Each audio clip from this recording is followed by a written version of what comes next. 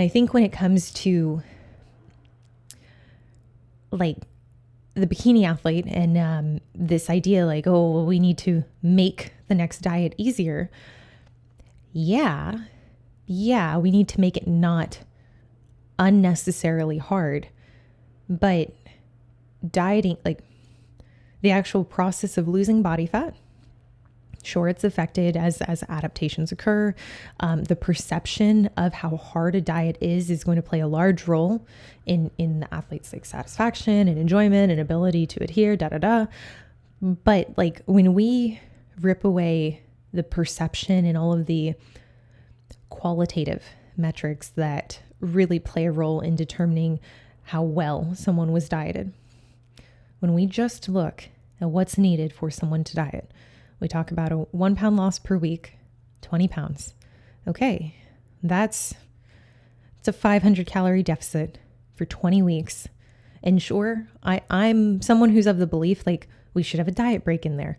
Maybe we should be a little more aggressive on the front end, like the first 8 to 10 weeks versus the last 8 to 10 weeks, meaning we should have a higher target rate of change. Maybe instead of a 1%, it should be 1.2% or 1.3%, maybe even a 1.5% if the athlete's enhanced. Really, when I start to pull back those layers, I'm like, there is a minimum suck that's going to come like from what is required to lose that weight.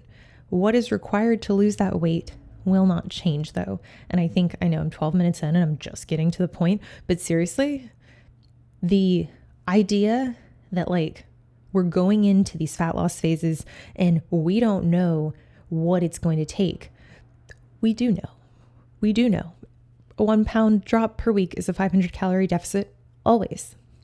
How you create the deficit, that will change. That can change. It doesn't have to change, actually. If you find a good system in place and you can recreate that environment and it's effective and it's suitable for the conditions, amazing. But I'm like really hammering this down.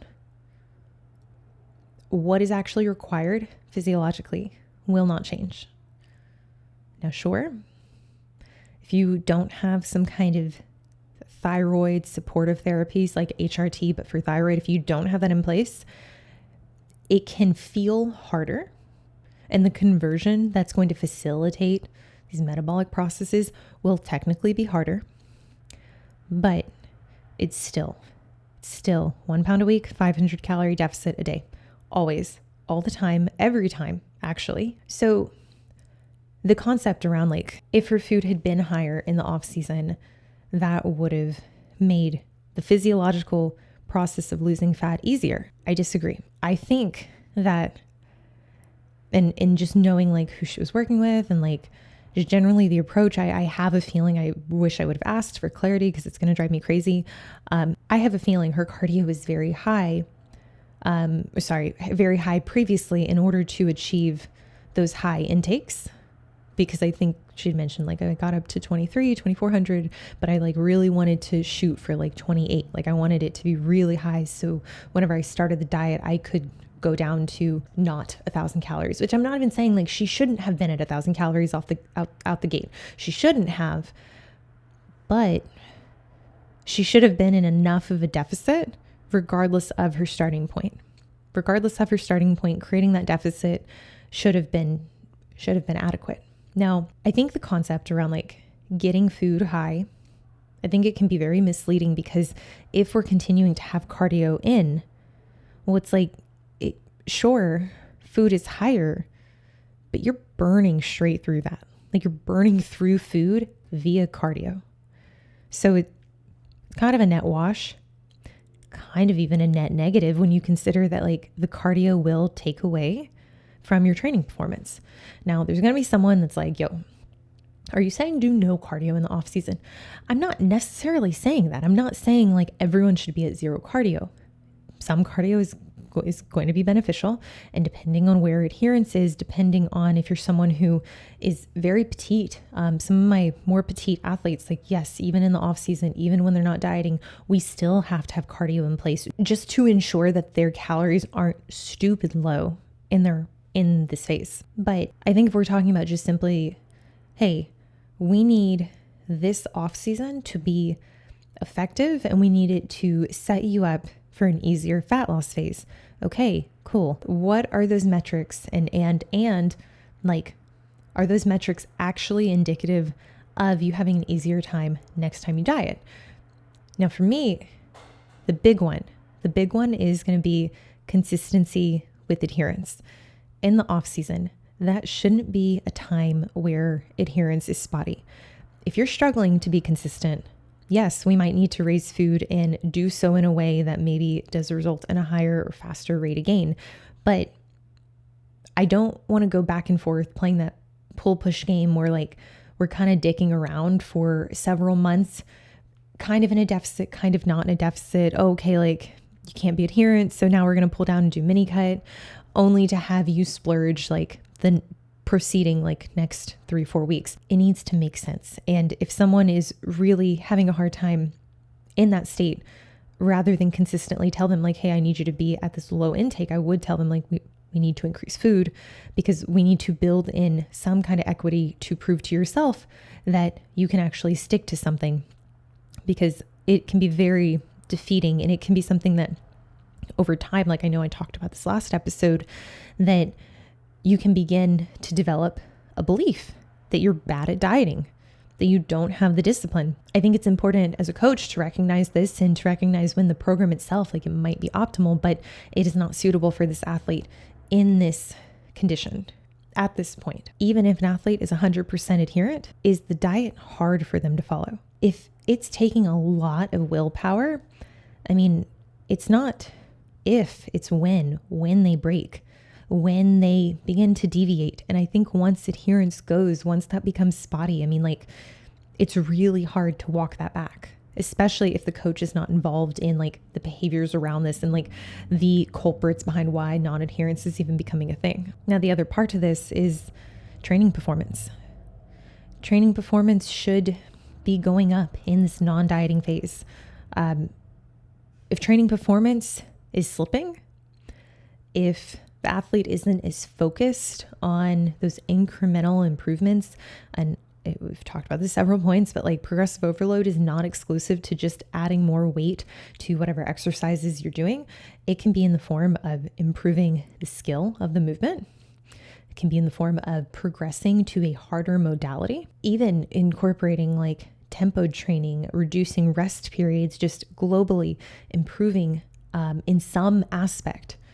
Just increasing weight. I mean, that's one variable we can manipulate, which ultimately I think you run out of runway in that aspect on a lot of exercises. Like the amount of people who are like, yo, I cannot progress on laterals. Like when I go from like 10s to 12s, when I try to go to 15, like my form just falls apart. It's like, yeah, I know, like that's going to be the case for a while. We have to get creative with how we're going to make progressions for exercises like that have very low ceilings for which we can progress load. But having some kind of quantifiable way to see that performance is going up. Yes, that is how I'm measuring the effectiveness of this off season, the ability in which this athlete is going to have an easier time dieting.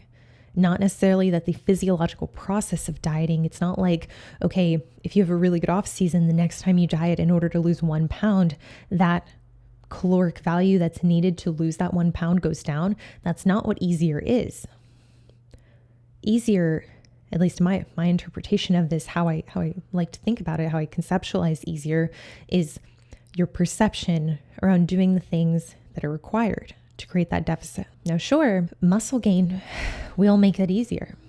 Muscle gain will increase your BMR. It's going to increase the amount of calories that you burn just doing nothing, being sick, being stuck in bed, not actually getting up and doing anything. Like muscle building is a really good tool in this regard, because you put on more muscle, you're not going to likely have to get as lean as if you were under-muscled and had to diet to an extent to get the right visibility in areas that are under-muscled, i.e. your glute tie-in. If that's an area that you have a deficit in from a muscularity standpoint, yeah, adding more muscle, it's going to make your perception of getting as lean as you need to easier, because you might not actually have to diet as long or as aggressively, or have the stress of like, okay, the rest of my body is peeled inside out, but my tie-ins, they're lagging.